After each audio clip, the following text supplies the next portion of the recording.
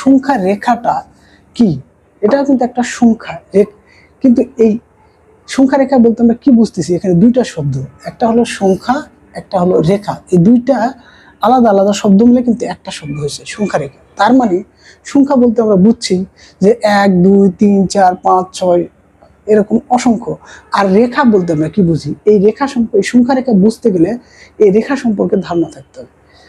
রেখা বলতে আমরা বুঝি যে অসংখ্য বিন্দু, যদি আমরা অসংখ্য বিন্দু, এরকম অসংখ্য বিন্দুকে যদি আমরা এভাবে যোগ করে দেই, একত্রে যুক্ত হয়ে যখন যুক্ত হবে এবং তাদের জন্য তাদের যখন কোনো আদি বা অন্ত, মানে শুরু এবং শেষ কোনো বিন্দু থাকবে না, অবস্থান থাকবে না, শুরুও নাই শেষও নাই, এই তীর চিহ্ন দ্বারা আমরা বুঝাচ্ছি কি যে অসংখ্য বিন্দুর মাঝখানে যুক্ত হয়েছে, আরও হতেই থাকবে, যাদের এই শুরুর অবস্থানও নেই, শেষের কোনো অবস্থানও নির্দিষ্ট নেই।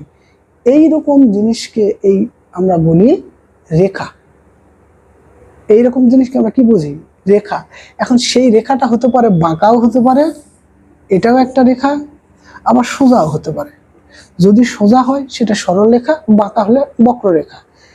এখানে আমাদের জ্যামিতি বোঝানোর বিষয় নয়, মূলত আমরা রেখাটা যদি বুঝতে পারি তাহলে এই সংখ্যা রেখা আমরা বোঝা সহজ হবে।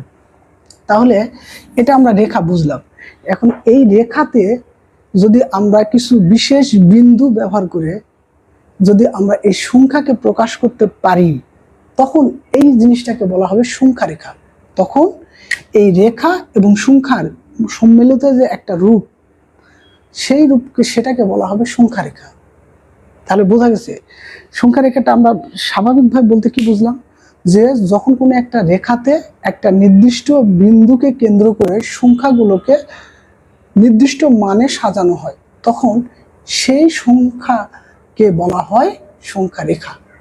এই সংখ্যা রেখা থেকে আমাদের বিভিন্ন প্রশ্ন আসে। তাহলে এখন আমরা দেখি একটা বা উদাহরণ দেখি। ধরলাম এটা একটা রেখা,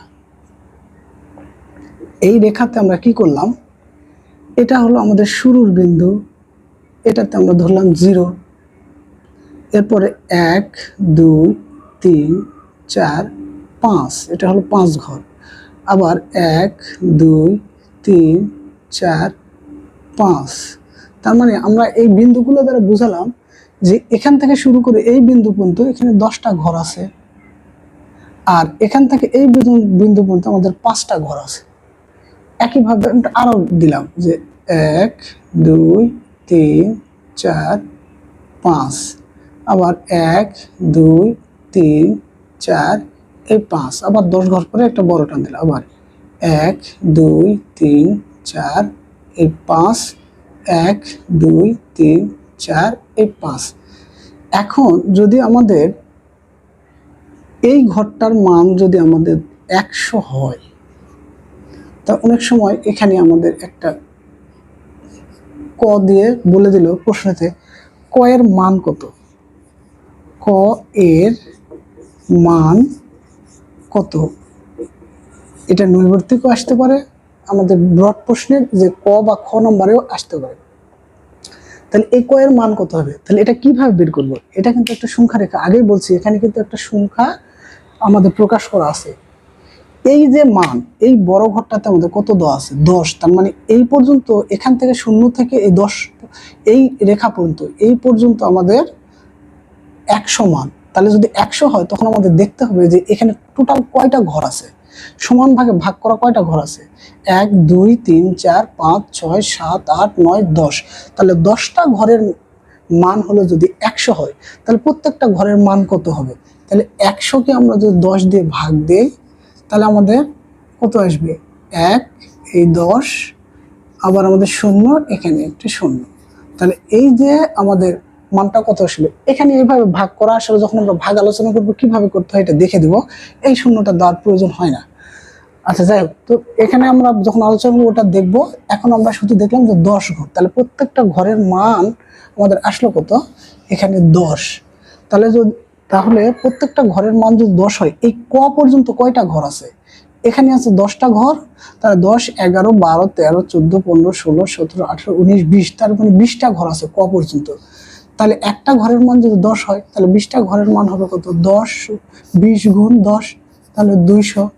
তাহলে কর মানটা কত হবে? এই কর মান তখন হবে 200। এটাই। তাহলে সংখ্যা রেখা থেকেও কিন্তু আমরা এই সংখ্যা রেখার মাধ্যমে আমরা সংখ্যা গণনা করতে পারতেছি, সংখ্যার একটা ধারণা পাচ্ছি, এই জন্য এটাকে বলা হয় সংখ্যা রেখা। একইভাবে যদি আমাদের এই জায়গায় একটা এরকম ফাঁকা ঘর দিয়ে বললো যে এই অংশটা, এই ঘরের মানটা কত হবে, তাহলে কত হবে? এখানে আমরা গুনে যাই, এই পর্যন্ত আমরা 20 পাইছি, তাহলে 21, 22, 23, 24, 25, 25 নম্বর ঘরের মান কত? যেহেতু একটা ঘরের মান আমাদের 10, তাহলে 25টা ঘরের মান কত হবে? 25 গুণ 10, তাহলে 250। এই তখন এই ফাঁকা ঘরটার মান আমাদের আসবে কত? যে 250। এইভাবে আমরা এই সংখ্যা রেখা থেকে যেমন আমরা মান বের করতে পারবো, একইভাবে যদি আমাদের মান দিয়ে দেয় যে মানগুলো সংখ্যা রেখায় বসাও একটা নির্দিষ্ট প্যাটার্নে, যেখানে প্রতি ঘরের মান এত, তখন আমরা কিন্তু এইরকম সংখ্যা রেখা দিয়েও আমরা সেটাকে প্রকাশ করতে পারবো। এখানে আরেকটা জিনিস খেয়াল রাখার দরকার, সেটা হলো যে এই যে আমরা এটা লিখছি, আমরা এভাবে যদি লিখতাম, এইভাবে লিখতাম, এটা কি সংখ্যা রেখা হতো? হ্যাঁ, এটাও সংখ্যা রেখা। মূল পাঠ্য বইতে কিন্তু এরকম দেওয়া আছে দ্বিতীয় এবং তৃতীয় শ্রেণীতে, কিন্তু আদৌ এরকম হওয়ার কথা নয়, কারণ এটা তো আমাদের রেখাংশ হয়ে গেছে, এটা তো রেখা নয়।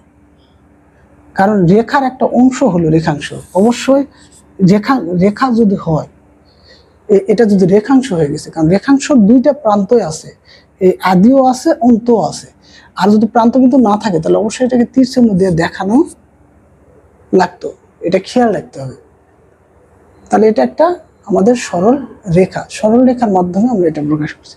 যাই হোক, মূল বই যেটা আছে, যেহেতু আছে প্রাথমিক লেভেলে, সেহেতু আমরা যদি একবারে ডাইরেক্ট এই তীর চিহ্ন দিয়ে যদি না লিখি, সেক্ষেত্রে যেহেতু আমরা এভাবে একটা সরল রেখা দিয়ে এখান থেকেও যদি আমরা শুরু করলাম, যেমন 0, 1, 2, 3, 4, 5, আবার 1, 2, 3, 4, এই 5, এভাবে যদি আমরা শুরু করি সমস্যা নেই, হবে 5, এভাবে শুরু করলেও আমাদের হবে। তাহলে এই জিনিসগুলো একটু খেয়াল রাখতে হবে আমাদের। তাহলে এই মোটামুটি হলো আমাদের যে প্রাথমিক পর্যায়ে আমাদের যে বিষয়গুলো ছিল, সেই বিষয়গুলো আমরা আলোচনা করলাম। এর পরবর্তীতে আমরা আগে বলছিলাম যে অঙ্ক এবং সংখ্যার আলোচনা কিন্তু ব্যাপক, অনেক সংখ্যা আছে, সেগুলো কিন্তু বুঝতে হবে। এবং চাকরির পরীক্ষা, বিভিন্ন ধরনের মানে সমস্ত পরীক্ষাতে, হ্যাঁ, এই সংখ্যা এবং অঙ্ক থেকে প্রশ্ন আসবেই, সেটা বিভিন্নভাবে ঘুরে পেঁচে সে প্রশ্নটা করা হয়, যার কারণে এগুলো ভালো করে বুঝতে হবে। এর পরবর্তীতে আমরা যখন আলোচনা করব, তখন নতুন যে সংখ্যাগুলো আছে সেগুলো নিয়েও আলোচনা করার চেষ্টা করব। সেখানে আমরা মাধ্যমিক পর্যায়ে, অর্থাৎ 6ষ্ঠ থেকে 10ম শ্রেণীর মধ্যে যে সংখ্যাগুলো আছে সেগুলোকে সহজভাবে এবং বেসিক জিনিসগুলো বোঝানোর চেষ্টা করব। তো সে পর্যন্ত সবাই ভালো থাকবেন, আবার দেখা হবে। আল্লাহ হাফেজ।